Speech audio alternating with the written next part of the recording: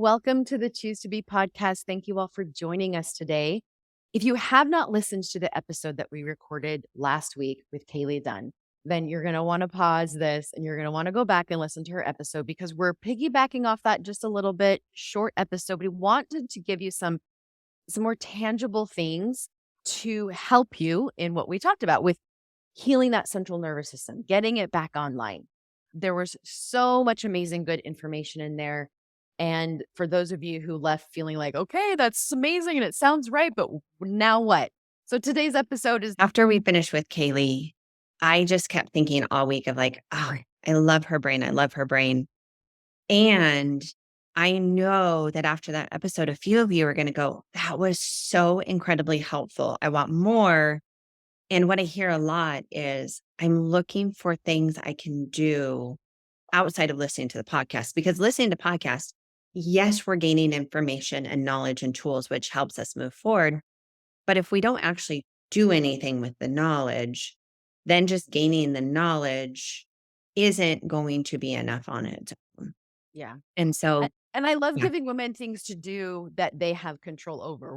We're all about what can I do to help my partner? What can we're all about the action. Women are so amazing in the to-do list and checking those things off. But let's just bring that back over to your control bubble. And so here are some things we're going to offer you some tools today where you can practice that, where it is just about you. and some of these, we're going to break them up into two main categories. One category is things that you can be doing as part of your self-care plan. And when you're at home, that you can be doing on a daily basis, and also, and when you go outside of your window of tolerance. Then the other ones we're going to look at are things that you need a professional to support you in. And there's value and benefit for both.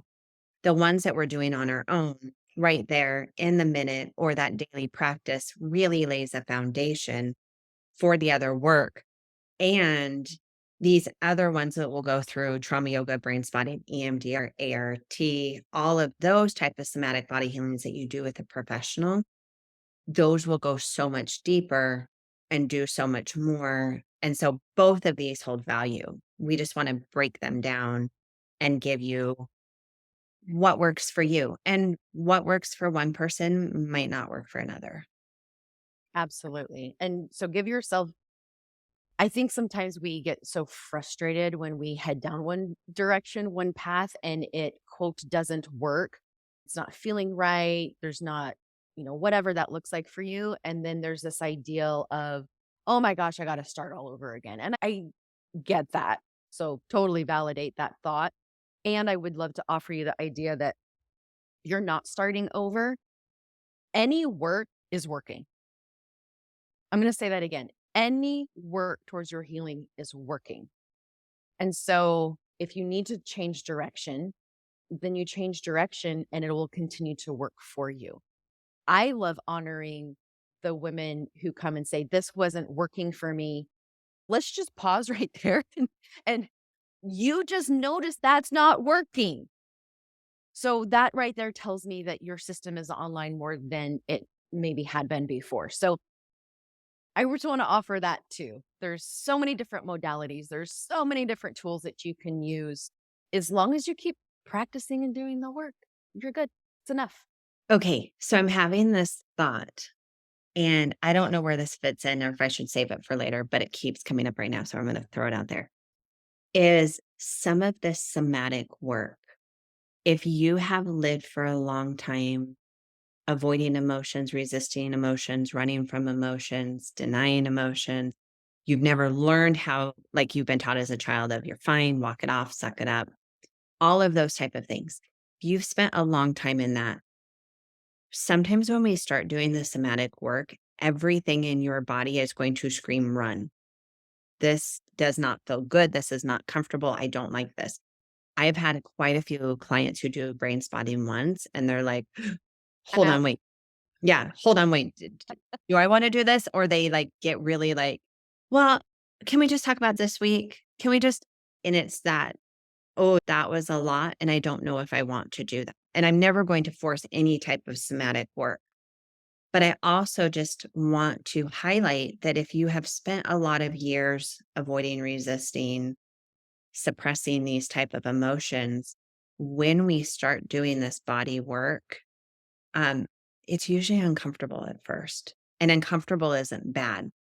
So it's funny because there is this really beautiful place of us getting of going, wait, this is working for me. This is not working for me, and really honoring that. And I also see this really common place when it comes to starting somatic work of a lot of people going like, oh, that's uncomfortable. I don't want to do that.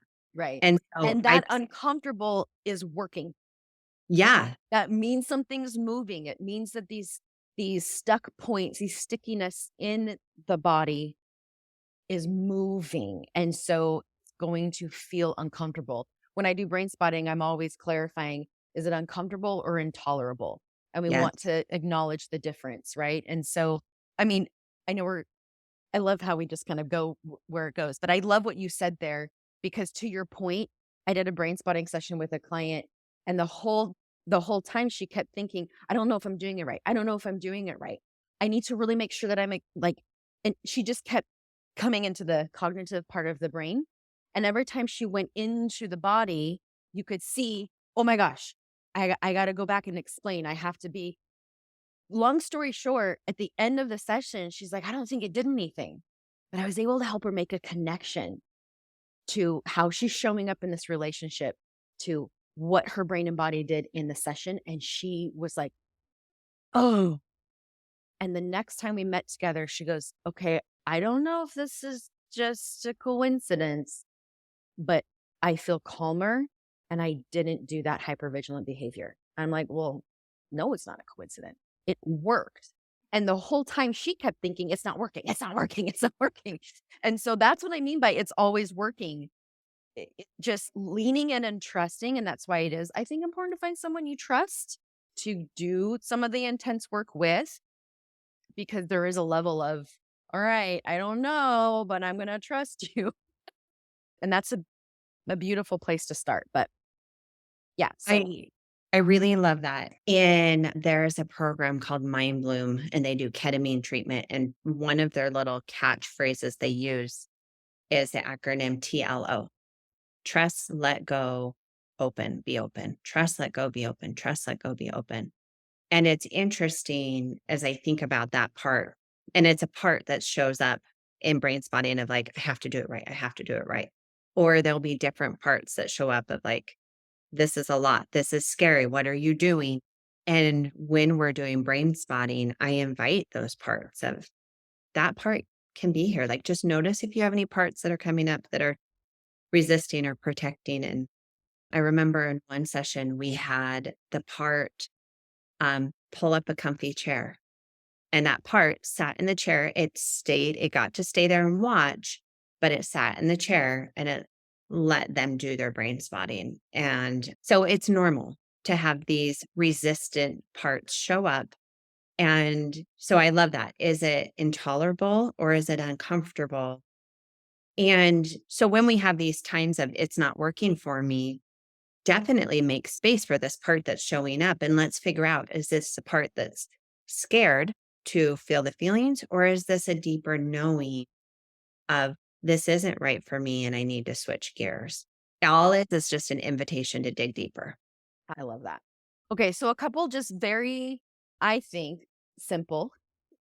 I'm just gonna oh, yeah, that's my thought. Some of you might be like, that doesn't sound simple, but some of these very baby step, tangible things that you can lean into when this does feel scary.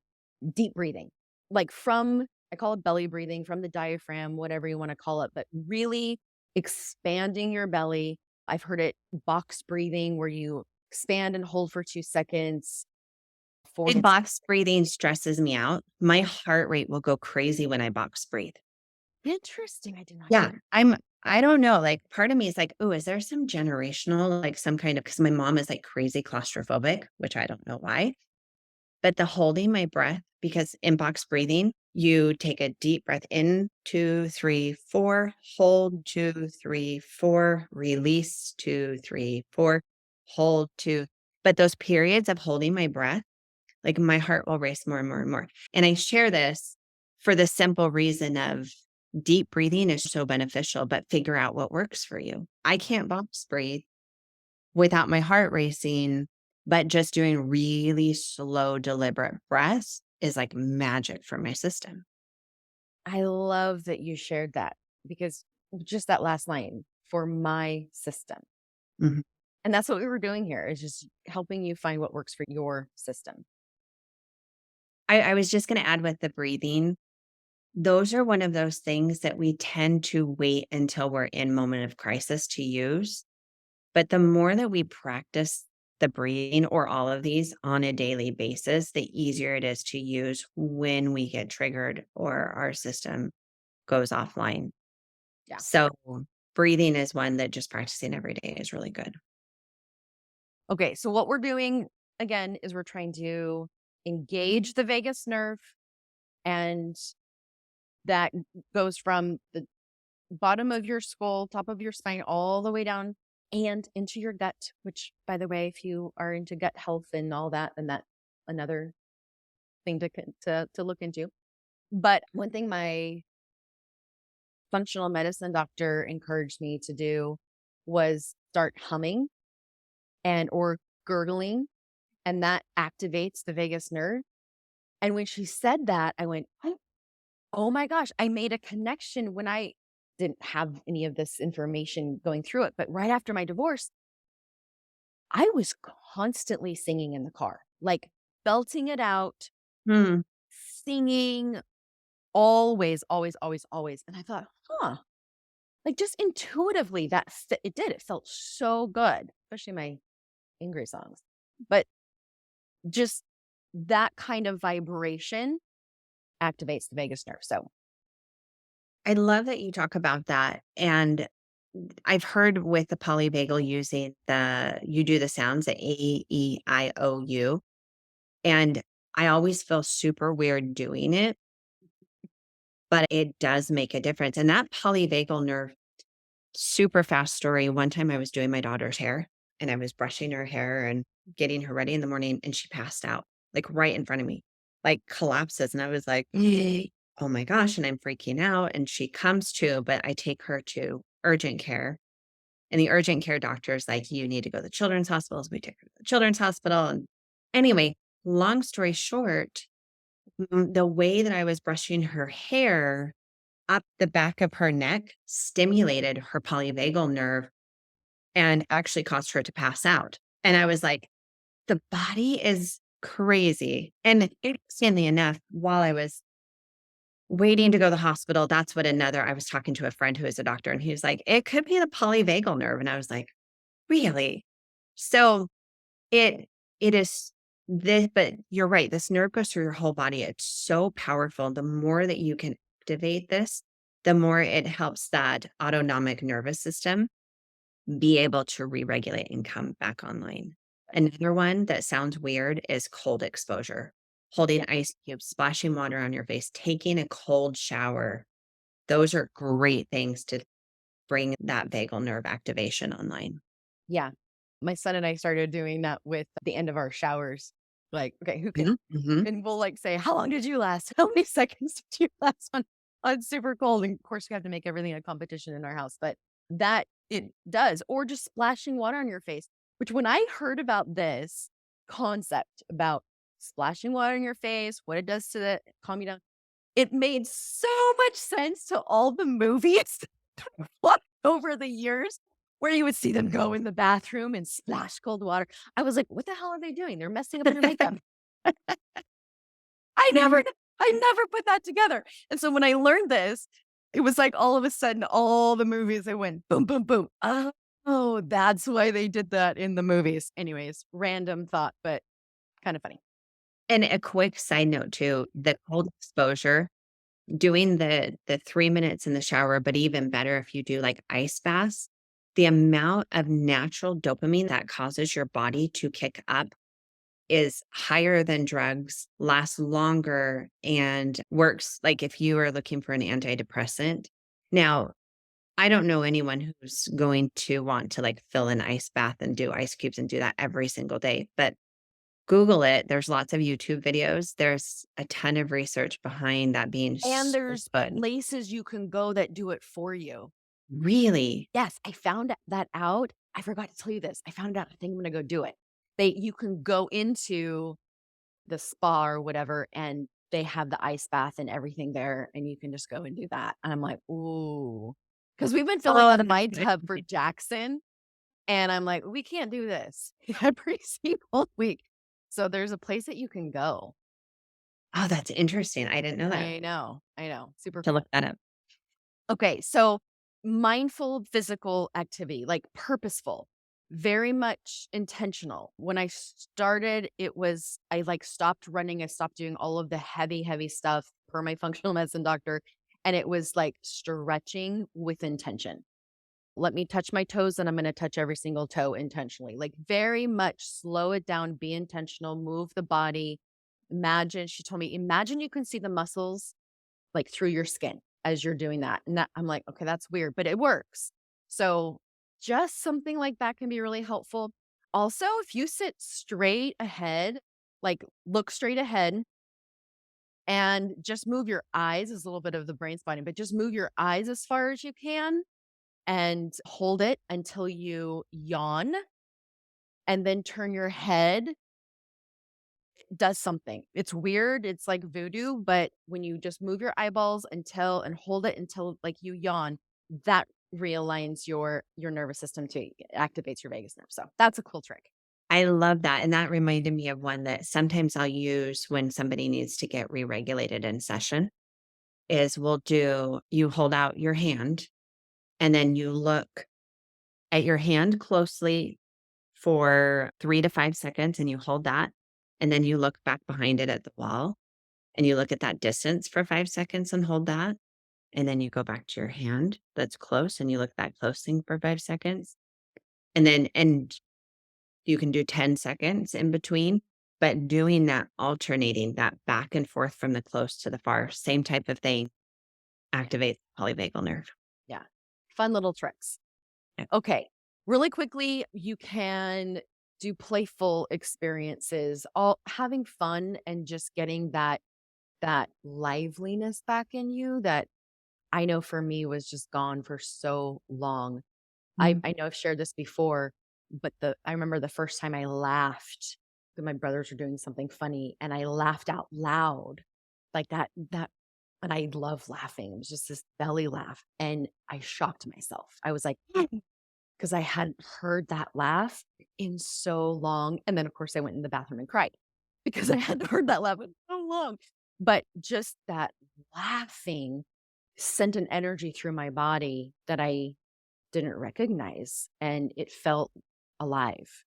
It felt beautiful, and so just finding ways that you can laugh. Maybe that's a funny movie by yourself, comedy show on Netflix. There's some funny people out there, so that can also help. Music therapy, social engagement, that one, right? You know where you're at right now. If you're in an isolation stage because you're trying to stay self-protected, then just honor that space right there. But if you do feel ready to go out on a walk with a friend, that can definitely be helpful. Walking and talking is amazing.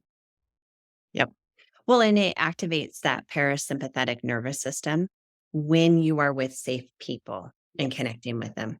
Yes. So finding those safe people, social engagement with a bunch of people you feel unsafe with is not going to have the same effect.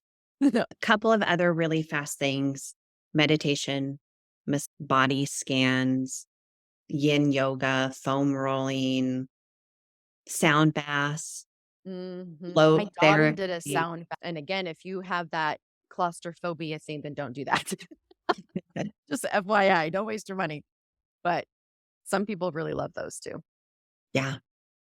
Okay. So those are the ones that all you can do on your own. Ones that we recommend doing with a professional is trauma yoga and really fast on the trauma yoga. I have a new woman who moved into my neighborhood and she does trauma yoga specifically. And it's been so fun getting to know her, but she was telling me how somebody that she knew was doing therapy for years and wasn't making progress. And they started doing regular trauma yoga therapy. And within 6 months, she said they were like a different person because there's just some parts of this that are stored in the body that you can't access any other way. It's the And somatic part. We oh, gotta tap into that. you do. And she came over one night and did like a neighborhood yoga therapy. And she had made the comment, she said, when you're done with this, you are going to sleep so good tonight. And part of me is like, "Mhm, we'll see," because I wake up a lot in the night. I slept like a baby that night. And I want to be like, hey, honey, can you just come over every night before I go to bed? Can we just spend an hour together every night? Right. It was amazing. So, highly suggest the trauma yoga with somebody who's trained in that. We've already talked a lot about brain spotting. Do you wanna add anything to that one, Amy? No, just that I freaking love it, and if you have so for those of you who have done EMDR and you're like, "It doesn't work," come try brain spotting. Yeah. That's And just I what I'll think say to that. EMDR is great. Some Yeah. people respond better to EMDR, some people respond better to brain spotting. The majority of therapists that I've talked with who have been trained in both tend to now do just the brain spotting. Yeah. That being said, I do hear similar things with ART and, Yes, um, that mhm, EMDR is mhm. they learned ART, then they went to that because EMDR was really that foundational. And then brain spotting was built out of EMDR. ART was built out of EMDR. And Yeah. so all This isn't very widely known. So my therapist does deep brain reorienting. It's also based on very new scientific based model. And she and I were talking the other day and she's like, gosh, if those two creators of DBR and brain spotting could get together because there's one little piece of deep brain reorienting that when implemented to brain spotting, it actually is magic. So I'll do that because I did a certification in DBR and like very basic. But adding these little pieces together, it really does make a difference just because we're learning more and more about the brain and the body. So finding someone who does stay on the up and up about these new modalities, because like you said, EMDR was a base, and then we've got brilliant minds that are building and building and building. And so I just wanna throw that out there, like, you can ask, "What are you trained in? What's the latest certifications you've done?" And I'm sorry, I'm just gonna say it, if because 'cause I'm not a therapist, so I think I can ethically say this. If you are working with someone who doesn't stay up on trainings and information and doing seminars and all this stuff to help support you in your healing because we're learning so much more, then you might want to keep looking. there is such benefit of having a continual growth mindset as individuals, but especially as professionals. And yes, we're learning more and more about the brain every single day. So, ditto to all of that you said. Anything else that we want to throw in before we wrap up? Okay. Well, just remember consistency is key. Build this into your self care each day. The more that you can do this, the more that you can ground your body, the more that you can keep your system online, the easier it will get for those times that you do get triggered. Because unfortunately, we don't know when they come and we don't choose them. The triggers just happen. So the more that we can lay this foundation, the easier it is to move through them. Not easy, just easier. And last disclaimer, doing this work does not mean we are pain free. Doing this work does not mean that we are avoiding emotions and we can just now all of a sudden, I just do these things and my body's fine. It still comes with the feeling emotions, it still comes with the processing. So, good luck in all your work. Good job for even just being here and listening and learning and decide what works for you and just take one tiny little baby step. So, as always, thanks for hanging out with us this week, and we look forward to seeing you next week. Earlier on in my healing journey, I found it really difficult to do a lot of the things that we suggested today. Really just noticing my body and learning to be physically gentle and slow things down and pay attention was really difficult, especially with parts of my body that I felt were wrong and bad. And those feelings and insecurities certainly increased after betrayal trauma. Learning to acknowledge your physical body without any judgment or moralization, meaning it's not good or wrong or bad or right, but to really just observe the body and learning to acknowledge it, learning to accept it as it is without that judgment And learning to like it and learning to love it is a process. If you haven't checked out my self paced body love course, it is free. Head over to the show notes or chooserecoveryservices.com. I just offer very basic tools and concepts just to get you started. Check that out. And as always, continue to choose healing, to choose recovery, and to choose you. Take care, everybody.